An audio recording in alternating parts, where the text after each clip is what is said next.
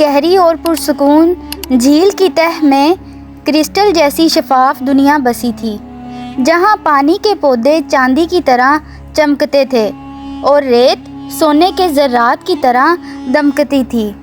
یہاں کی فضا میں ایک عجیب سی خوشبو تھی جو صرف روح کی گہرائیوں میں محسوس کی جا سکتی تھی۔ اس طلسماتی سلطنت پر ملکہ زویا کی حکومت تھی، جو اپنے رحم و کرم اور دانائی کی وجہ سے پوری آبی مخلوق میں مقبول تھیں۔ ان کی زندگی امن سے گزر رہی تھی اور ان کا جیون ساتھی شاہ میر جھیل کی سرحدوں کا محافظ تھا، لیکن قسمت کو کچھ اور ہی منظور تھا۔ ایک سرد رات جب چاند کا عکس پانی پر لرز رہا تھا، ایک قدیم سیاہ جادوئی لہر نے جھیل پر حملہ کر دیا۔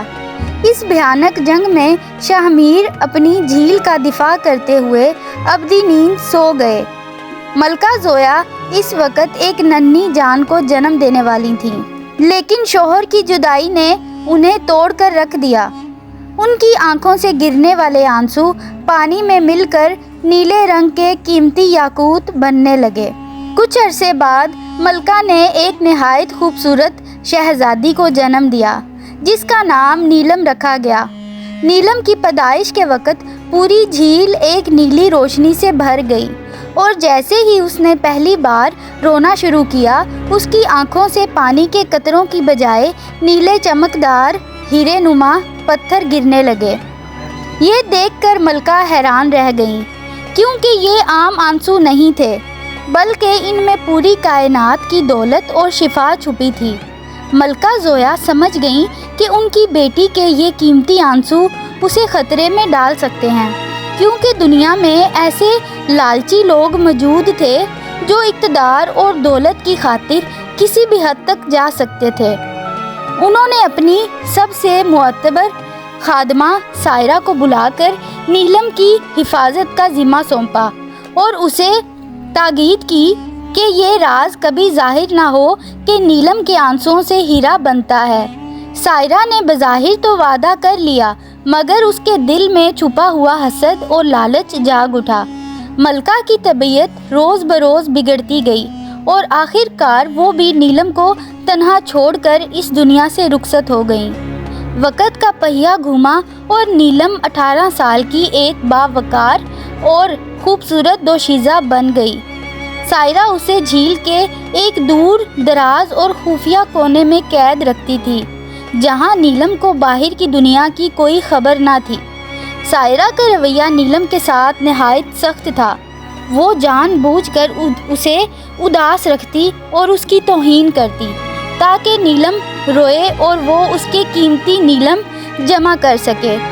ان پتھروں کو بیچ کر سائرہ نے خاموشی سے بے پناہ دولت اکٹھی کر لی تھی اور قریبی جزیرے کے ایک ظالم سوداگر سے خفیہ معاہدے کر رکھے تھے۔ نیلم اکثر سائرہ سے پوچھتی کہ وہ اس سے اتنی نفرت کیوں کرتی ہے، مگر سائرہ اسے خاموش کروا دیتی۔ دوسری طرف اس جزیرے کا شہزادہ آلیان، جو اپنی فطرت میں بہت حساس اور بہادر تھا، اپنی ماں کے زیورات میں وہ عجیب و غریب نیلے پتھر دیکھ کر تجسس میں پڑ گیا۔ اسے احساس ہوا کہ یہ پتھر کسی درد کی کہانی سناتے ہیں۔ شہزادے نے سائرہ کا پیچھا کرنے کا فیصلہ کیا۔ ایک دھند بھری رات میں جب سائرہ خفیہ راستوں سے ہوتی ہوئی جھیل کی گہرائیوں میں اتری، شہزادہ خاموشی سے اس کے پیچھے چل پڑا۔ اس نے دیکھا کہ ایک قدیم سیپی کے بنے ہوئے محل میں ایک حسین لڑکی قید ہے، جو اپنی قسمت پر آنسو بہا رہی ہے۔ شہزادہ یہ دیکھ کر دنگ رہ گیا کہ جیسے ہی لڑکی کا آنسو زمین پر گرتا، وہ ایک سخت چمکدار پتھر کی شکل اختیار کر لیتا۔ شہزادے نے سائرہ کو وہاں سے جاتے دیکھا تو ہمت کر کے اندر داخل ہوا۔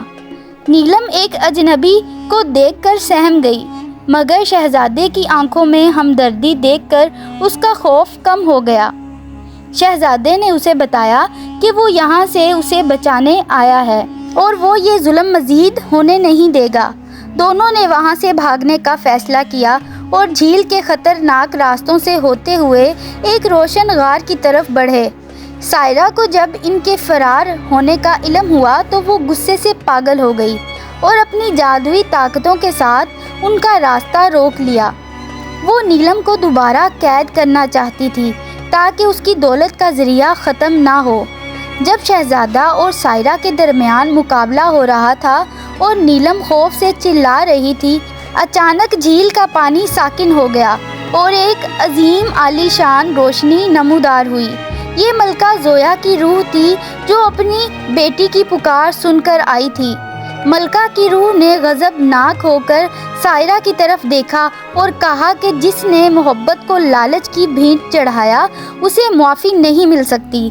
ملکہ نے اپنی طاقت سے پانی کا ایک بھنور پیدا کیا جس نے سائرہ کو ہمیشہ کے لیے گہرائیوں میں غرق کر دیا۔ ملکہ نے اپنی بیٹی کو آخری بار پیار کیا اور شہزادے کو نصیحت کی کہ وہ نیلم کو ہمیشہ خوش رکھے کیونکہ اس کی خوشی ہی اس دنیا کی اصل روشنی ہے۔ ملکہ کے غائب ہوتے ہی جھیل میں سکون چھا گیا۔ شہزادہ نیلم کو اپنے محل لے گیا جہاں اس کی کہانی سن کر بادشاہ اور ملکہ نے اسے اپنی بیٹی تسلیم کر لیا۔